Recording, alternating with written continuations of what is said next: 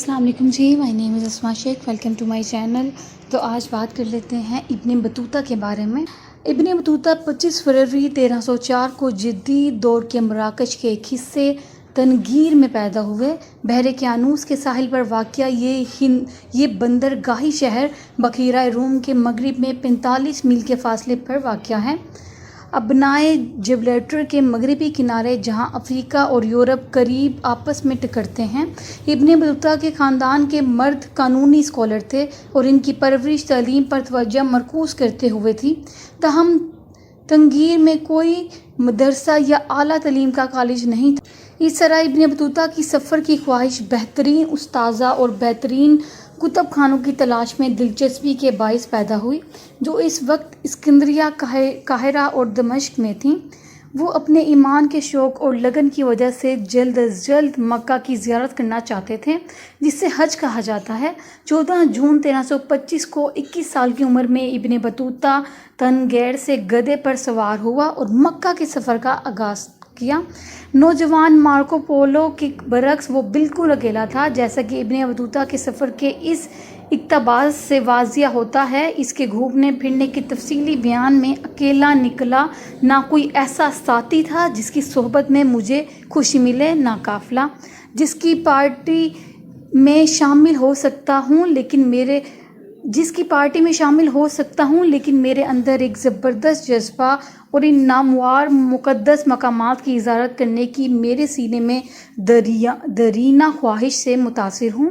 لہٰذا میں اپنے تمام عزیزوں اور نر کو چھوڑنے کا فیصلہ کیا، اپنے گھر کو اس طرح چھوڑ دیا جیسے پرندے اپنے گھونسلے کو چھوڑ دیتے ہیں کہ ان کے والدین ابھی تک زندگی کے بندھنوں میں تھے۔ ان سے جدا ہونا مجھ پر بہت بوجھ تھا اور وہ دونوں اس جدائی کے غم میں مبتلا تھے۔ ابن بطوطہ کے سفر سے ابن بطوطہ کی تنہائی، وہ اور میں دونوں اس جدائی کے غم میں مبتلا تھے۔ ابن بطوطہ کے سفر سے ابن بطوطہ کی تنہائی اس کی تاریخ کے مطابق زیادہ دیر تک نہیں رہی۔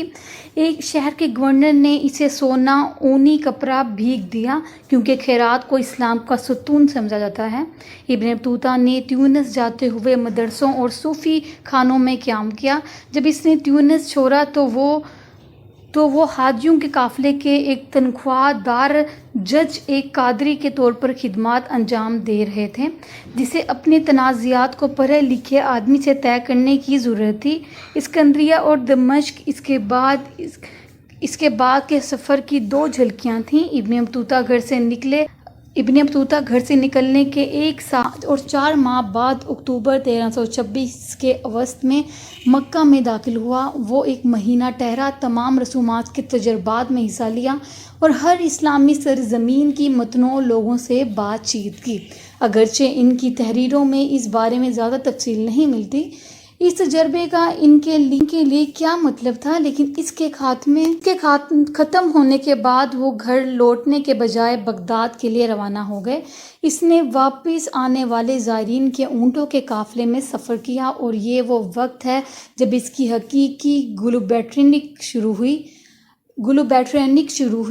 ابن بطوطہ نے سفر کے دوران ایک مکمل زندگی گزاری۔ اس نے مطالعہ کیا اور دعا کی، اس نے اپنے قانونی پیشے پر عمل کیا، اس نے حیران کن بیرونی مہم جوئی کی، اس نے کم از کم 10 شادیاں کیں اور تمام افریقی یوریشیا میں بچوں کی پرورش کی۔ ان سرگرمیوں کی چند مثالیں ان کی زندگی کے سفر اچھی تصویر پیش کرتی ہیں۔ سکندریہ میں ابن بطوطہ نے برہان الدین لنگرے کے نام سے ایک مقامی صوفی شخص نے دیکھا کہ بزرگ کے مہمان کے طور پر 3 دن گزارے۔ اس مقدس شخص نے دیکھا کہ ابن بطوطہ کو سفر کا شوق ہے۔ اس نے ابن بطوطہ کو 3 دوسرے ساتھی صوفیاء سے ملنے کا مشورہ دیا، 2 ہندوستان میں اور 1 چین میں۔ برہان الدین سے ملاقات کے بارے میں ابن بطوطہ نے اپنی ٹریولر میں لکھا ہے کہ میں اس کی برہان الدین کی پیش گوئی پر حیران رہ گیا تھا اور ان ممالک میں جانے کا خیال میرے ذہن میں آ گیا۔ میری آوارہ گردی اس وقت تک ختم نہیں ہوئی جب تک کہ میں نے ان تینوں سے ملاقات نہ کر لی، جن کا نام لیا ہے اور ان کو سلام کیا۔ ابن بطوطہ نے اسکندریہ کے قریب ایک قصبے میں ایک بزرگ سے ملاقات کی جس نے عقیدت کی پرسکون زندگی گزاری۔ گرمیوں کا موسم تھا اور ابن بطوطہ اس شخص کے حجرے کی چھت پر سوتے تھے۔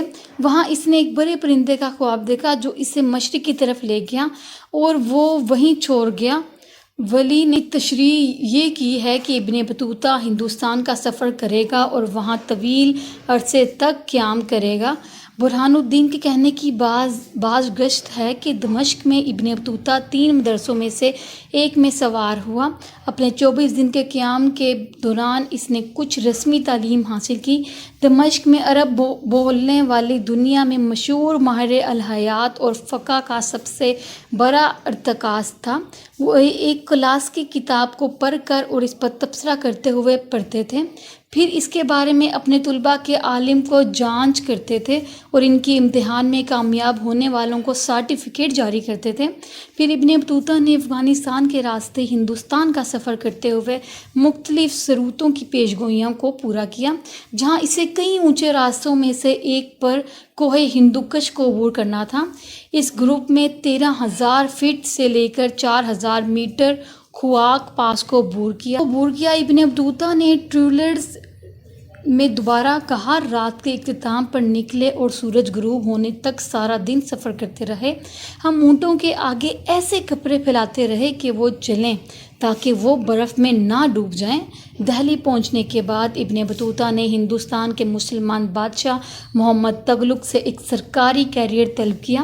ہندوستان کے بادشاہ نے غیر ملکیوں کو وزیر اور جج مقرر کرنے کا رواج بنایا۔ جب ابن بطوطہ دہلی کے دربار میں جا رہا تھا، 82 ہندو ڈاکوؤں نے اس کے 22 گروپ پر حملہ کیا۔ ابن بطوطہ اور اس کے ساتھیوں نے بھگا دیا اور 13 چوروں کو قتل کر دیا۔ بادشاہ تغلق نے انہیں دہلی کا جج مقرر کیا، لیکن چونکہ ابن بطوطہ عدالت کی زبان فارسی نہیں بولتے تھے، اس لیے مقدمات کی سماعت کے لیے 2 علماء مقرر کیے گئے۔ 8 سال کے بعد ابن بطوطہ سیاسی سازش سے بچنے کے لیے بے چین تھے۔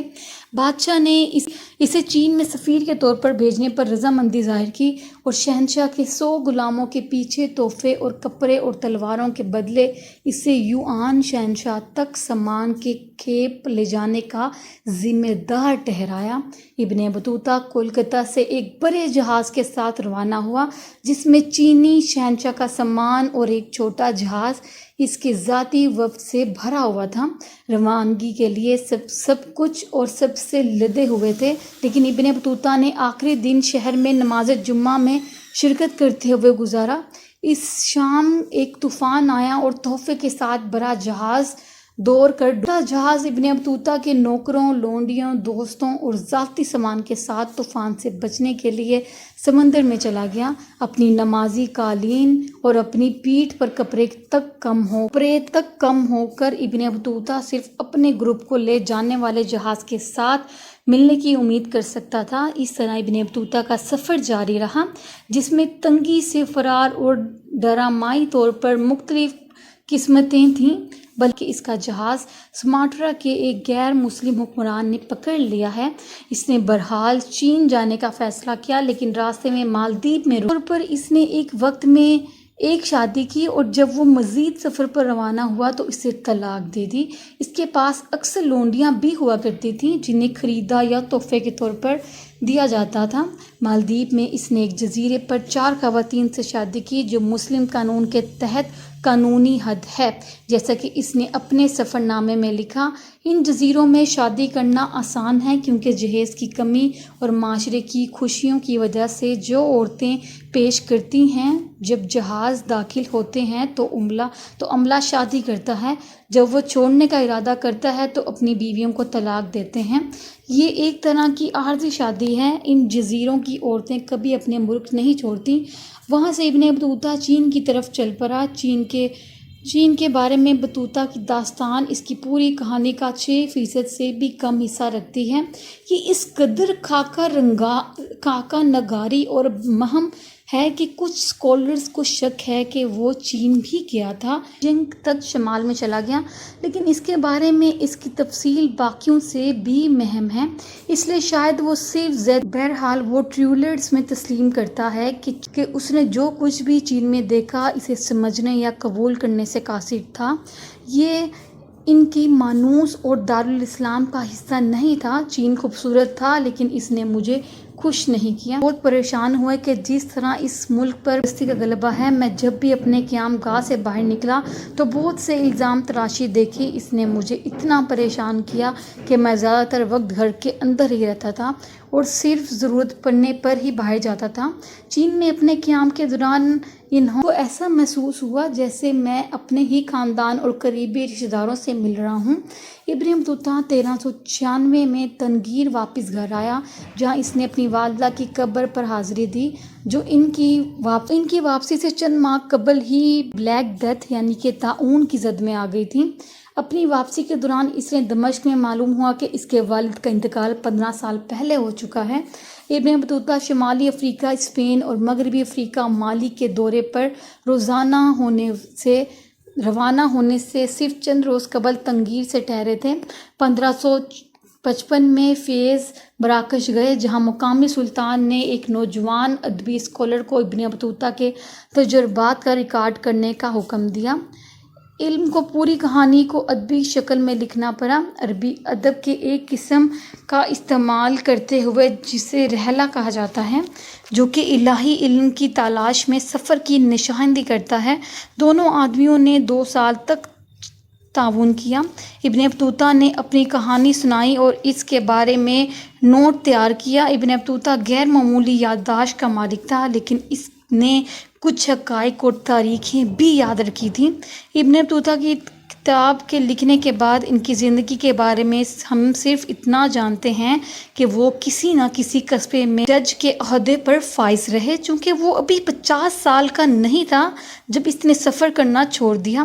اس لیے خیال کیا جاتا ہے کہ اس نے دوبارہ شادی کی اور اس کی مزید بچے بھی ہیں۔ ان کا انتقال 1358 میں ہوا۔ ان کی موت کا مقام معلوم نہیں اور نہ ہی ان کی قبر کا مقام۔ یورپی دنیا پر مارکو پولو کے سفر کے اثرات کے برعکس بطوطہ کے سفر کا 19ویں صدی سے قبائل مسلم دنیا پر معمولی اثر تھا، جبکہ نقلیں پہلے گردش کر رہی تھیں۔ یہ فرانسیسی اور انگریزی اسکالرز تھے جنہیں بالآخر دی ٹریول آف ابن بطوطہ کو بین الاقوامی توجہ دلائی، اس کی وہ مستحق تھے۔ ابن بطوطہ کا بیان مارکو پولو کے اکاؤنٹ سے کیسے موازنہ کرتا ہے؟ ہر مسلمان اپنی عقل سے جیتا تھا، ان میں سے مشترک تھا۔ ہر ایک نے نئے تجربات دریافت کرنے خوشی محسوس کی اور ہر ایک نے وسیع سفر مکمل کرنے اور اپنے وطن واپس جانے کے لیے حیرت انگیز استحکامات اور استقامت کا مظاہرہ کیا۔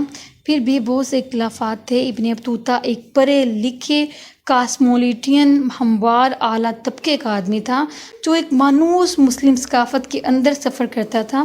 جہاں بھی جاتا تھا ہم خیال لوگوں سے ملتا تھا۔ بطوطہ کی کتاب کے لکھنے کے بعد ان کی زندگی میں انہوں نے اپنے بارے میں جن لوگوں سے ملاقات کی اور ان کے عہدوں کی اہمیت کے بارے میں مزید بتایا۔